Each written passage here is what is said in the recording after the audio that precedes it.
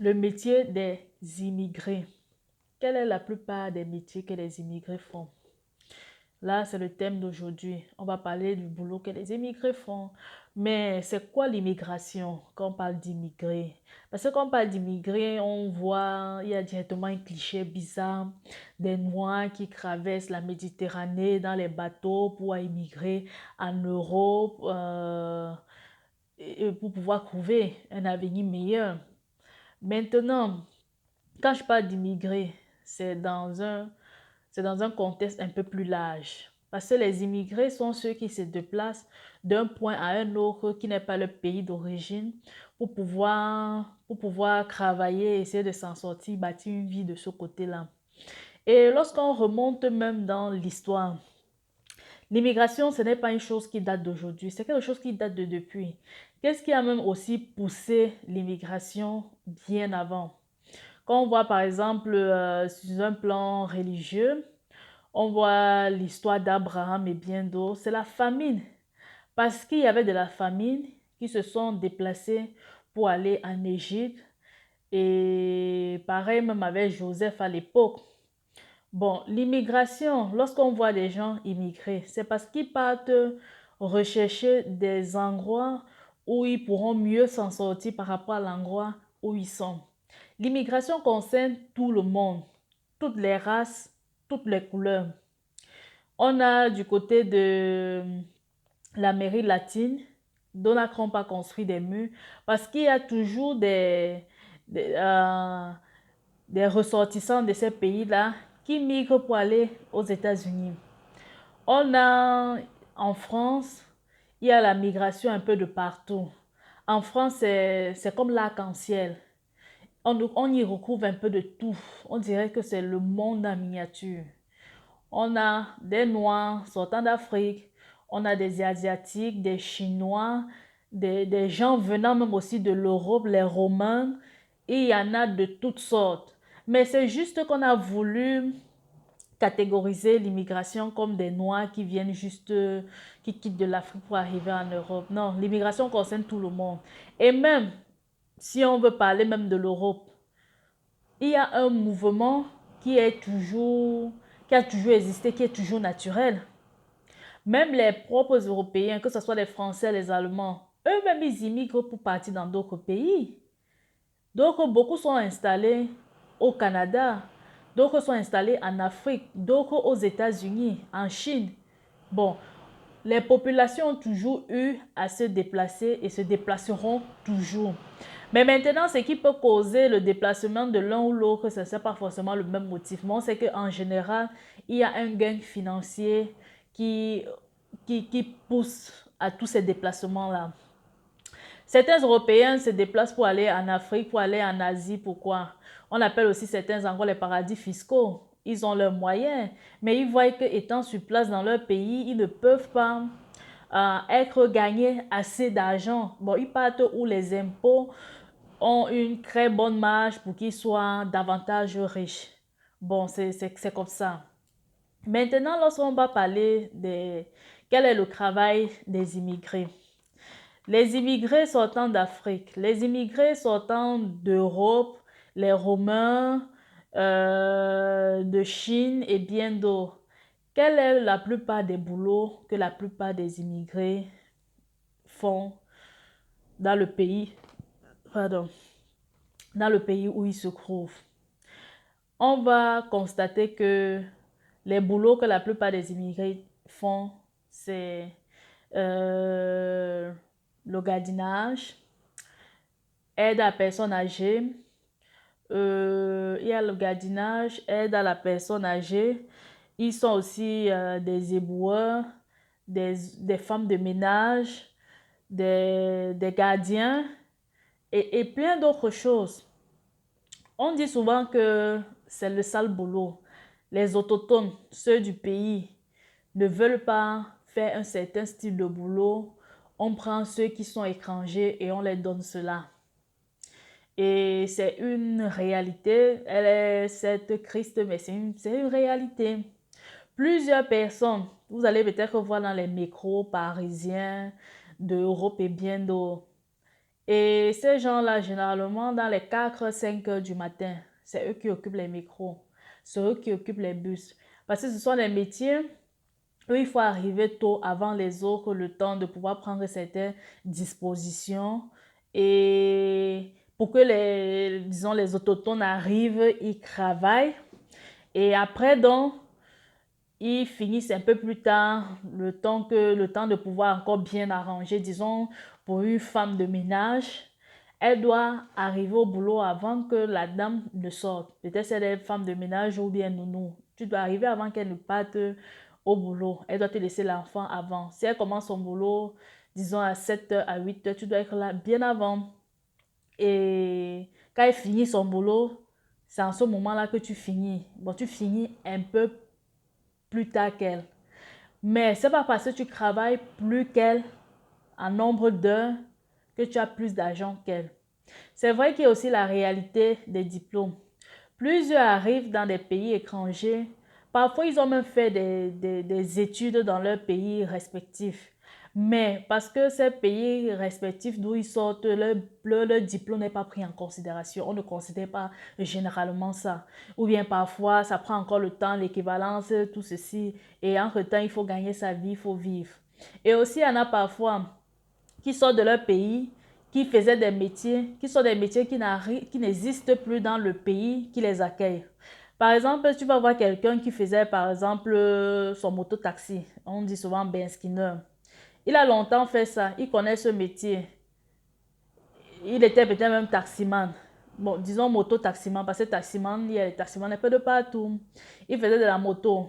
Mais maintenant, tu vas arriver dans un pays que la moto n'est pas un métier. Mais c'est tout ce que tu sais faire et tu as gagné ta vie à travers cela. Bon, tu dois arriver dans ce nouveau pays et t'adapter en fonction du besoin de ce pays-là. Et généralement, les métiers qu'on donne facilement accès aux immigrés, ce sont, comme certains gens disent, c'est le sale boulot. C'est le sale boulot qu'on les offre. Sale boulot, comme on dit, il n'y a pas de sous-métier. Ils ne font pas un métier illégal. L'essentiel est que ça puisse le nourrir et que ça puisse nourrir sa famille d'une manière légale. Mais maintenant, je vais en venir à quel point? Je vais en venir au fait que c'est vrai, tu es dans un pays qui est nouveau, un pays qui t'accueille, un pays où tu dois encore créer tes repères et pouvoir t'en sortir. C'est bien beau, on commence toujours quelque part. Mais ce que je veux dire ici, c'est quoi? C'est le pouvoir de voir grand. On doit voir grand dans tout ce qu'on fait. Pour celui qui voit grand et qui pose les actes en fonction de sa vision, les années passent, mais il ne se retrouve pas au même niveau sur tous les plans de sa vie. Par exemple, plusieurs arrivent, ils font peut-être le jardinage, ils font le ménage, mais ce n'est pas obligé, comme tu fais cela, que tu dois mourir dans ça. Tu dois faire parce qu'on appelle souvent la loi du d'abord. Tu arrives, tu vois quelque chose qui te permet de te soulager par rapport à une situation. Oui. Mais le problème aussi avec plusieurs personnes immigrées sont que parfois ils ne reçoivent pas, ils n'ont pas de formation. Tu as peut-être eu les diplômes dans ton pays, mais ce n'est pas adapté aux besoins de ce qu'il y a sur le terrain. Il faut se former. On ne peut pas donner un poste dans un bureau à quelqu'un qui n'a aucune compétence ou connaissance. Il va partir faire quoi là-bas? Il faut savoir que la vie, c'est comme une échelle. On doit gravir les échelons. Commencer en tant que femme de ménage, jardinage et bien d'autres, c'est pas mauvais, ça te nourrit. Mais tu dois avoir en ambition de pouvoir aussi sortir de là, de pouvoir aussi avoir un métier qui t'honore, d'avoir un métier qui t'épuise moins. Parce que la plupart de ces métiers sont des métiers physiques. Si tu n'es pas résistant, si tu n'as pas une certaine force physique, tu ne vas pas facilement t'en sortir. Et ce sont des métiers qu'à long terme, le corps encaisse un coup vraiment assez dur. Le corps est tellement fatigué à un moment. Le corps, ce n'est pas le robot. À un moment, ça lâche. À un moment, la santé ne tient plus comme il faut. Hmm? Bon, il est bien beau d'arriver, de faire quelque chose là, pour pouvoir gagner sa vie. Mais il est aussi important de pouvoir voir grand. Parce qu'il y a certaines personnes, à force de marcher avec certaines bandes de personnes, c'est que le plus important, c'est vrai, dans ton pays, quand tu faisais ça, là, quand tu gagnes ici, tu calcules ça, ou c'est en CFA, ou c'est en quelle monnaie, tu te rends compte que c'est beaucoup. Dans ton pays, tu ne pouvais pas toucher ça. Mais ça ne veut pas t'empêcher de pouvoir voir grand, de pouvoir continuer à te former pour pouvoir accéder à quelque chose de meilleur. Quelque chose de meilleur qui ne va plus forcément dépendre que tu te lèves très tôt. Quelque chose de meilleur qui ne va pas forcément dépendre que tu utilises ta force physique pour pouvoir le faire. Tu peux aussi chercher un métier qui dépend aussi de ton mindset, de ton intelligence pour pouvoir gagner ta vie. Hein? C'est ça aussi. Et on constate aussi que il y en a tellement, il y a tellement de formations que plusieurs peuvent se former. Et maintenant, l'avantage avec les formations qui existent maintenant, ce ne sont pas les formations présentielles. Il y a des formations qui sont des formations digitales, où tu payes une formation en ligne, tu te formes à ton rythme. Ce qui est bien, c'est que tu ne vas pas courir pour dire que tu vas arriver en retard. Tu ne vas pas dire que tu es occupé, c'est tombé un mauvais jour. Tu achètes ta formation, tu te formes en ligne à ton rythme et après, tu fais valoir tes connaissances pour pouvoir gagner ta vie. Et il y en a aussi plusieurs formations qui sont aussi parfois en présentiel, où tu quittes d'une étape à une autre. C'est important de pouvoir grandir, évoluer dans la vie. Mais on se rend compte qu'il y a beaucoup de personnes qui sont immigrées et qui font des métiers aussi illégaux. Par exemple, il y en a qui font, on dit vulgairement, ils vendent le piment. Bon, c'est de la prostitution. Il y en a qui se prostituent pour pouvoir gagner leur vie. Il y en a que eux, au lieu de partir se former, d'apprendre quelque chose de nouveau, eux, ils passent juste le temps à escroquer des personnes à travers leur compte bancaire, à travers, à travers leur carte, quoi. Ils appellent ça le tcha ou je ne sais trop quoi. Et ce sont des choses qui font à ce que les immigrants ont souvent une très mauvaise image. Une très mauvaise image parce que quand ils arrivent, la plupart de tout ce qui est illégal, c'est ce qu'ils font. Et parfois même, certains métiers, je sais pas, on te catégorise et parfois même, tu n'es même pas pris en considération par rapport à cela.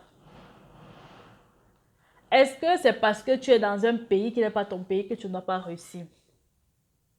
Est-ce que c'est parce que tu es dans un pays qui n'est pas le tien que tu n'as pas aussi le droit d'oser, de faire de grandes choses? Il y en a qui sont arrivés dans un pays qui ne les appartenait pas. Ils ont possédé des choses que même ceux que le pays les appartient, ils n'ont pas réalisé. Tu ne dois pas te limiter parce que ta propre limite, c'est toi. Tu n'as pas, tu as le feu vert. Tu as le feu vert dans tout. Mais ce qui va te limiter, c'est toi-même. Tu peux décider. Il y a des personnes autodidactes. Donc, on va dire, non, je ne suis pas partie à l'école, je n'ai pas fait de très grandes études, je ne peux pas faire grand-chose. J'avais suivi une émission à la télé. Un monsieur, il est arrivé, il a commencé à travailler dans les chantiers. Il travaille dans les chantiers, les échafaudages et bien d'autres. Mais parce que la personne avait une très grande vision, il a plutôt commencé à travailler, mais à voir aussi comment il peut être propriétaire, il peut être celui-là qui embauche les gens. En connaissant le métier, en connaissant les rouages, il a pu mettre sur pied une structure qui emploie plutôt les autres personnes. Il est devenu millionnaire en euros d'un pays qui ne l'appartient pas. Alors qu'il y en a plusieurs qui sont là, ils sont en train de se plaindre en longueur de journée et ils ne réussissent pas. Tout le monde a la grâce, a la chance de pouvoir réussir. Peu importe où tu te trouves. La réussite là, ça ne dépend pas forcément du gouvernement et bien d'autres. Mais ça dépendra en grande majeure de toi. Pour pouvoir mieux t'éclairer concernant l'entrepreneuriat, la création de richesse. Je t'invite à pouvoir télécharger le livre Créateur de richesse. Ça se trouve juste en dessous de la vidéo. Parce que ce livre-là, c'est un guide de 10 conseils qui va te donner vraiment beaucoup de conseils dans le monde de l'entrepreneuriat et des créations de richesse. Parce qu'en fait, cette chaîne traite de ça. Tu es un créateur de richesse et moi-même aussi, je suis une créatrice de richesse. Arrêtons de pouvoir toujours, pardon, attendre des choses du gouvernement, attendre des choses qu'on qu'on remplisse toujours un CV pour demander de l'emploi. Il y a tellement d'opportunités. Il y a tellement d'opportunités maintenant. Mais maintenant, avant de saisir n'importe quelle opportunité, tu dois connaître dans le domaine dans lequel tu veux exercer. Et tu dois te former par rapport à cela. Comme je l'ai dit, c'est un e-book de quelques pages. C'est sous le lien de la vidéo. Si tu me écoutes en dehors de YouTube, je t'invite d'aller sur ma chaîne Marie Nana sur YouTube afin de pouvoir télécharger le e-book et je vais t'envoyer dans ta boîte email. L'immigration n'est pas une fatalité que les gens croient que ah non, c'est parce que c'était chaud sur lui, c'est parce que ceci, cela. Dans tous les pays, tu vas toujours voir les étrangers. Ou tu es quitté de la Chine, ou c'est de l'Afrique, ou c'est de quel pays pour arriver dans un autre. C'est comme ça, même en Afrique, il y a les immigrés, hein, les pays entre eux. Ils quittent peut-être le Gabon, ils voient que non, le Cameroun est peut-être mieux. Ou bien ils partent en Guinée, ils disent que non, c'est vraiment là-bas qui est ma terre fertile et bien d'autres. Bon, le mouvement des êtres humains sur la planète, ça a toujours existé et ça va toujours exister. Pendant que d'autres viennent en Europe en disant que oh, ça c'est l'Eldorado, il y en a les anciens benguistes, comme on dit souvent. Lui, il voit que, ah, il ne voit pas, je ne sais pas s'il a tout exploité en Beng, mais il voit qu'il y a beaucoup de nouvelles opportunités en Afrique. Il rentre en Afrique, il crée son concept, il crée son entreprise et il gagne beaucoup d'argent. Au moins, il n'est pas dans le boulot, mais gros dodo. Et il s'en sort.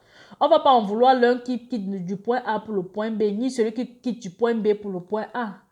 C'est chacun qui sait, qui trouve son compte dans tout ce qu'il est en train de faire. Mais peu importe le pays où tu te trouves, qui n'est pas le tien, tu as le droit et tu as même le devoir de pouvoir réussir. Tu ne dois pas toujours chercher des excuses. Et ce n'est pas parce que tu arrives quelque part que tout le monde fait quelque chose que tu es aussi obligé de faire comme tout le monde.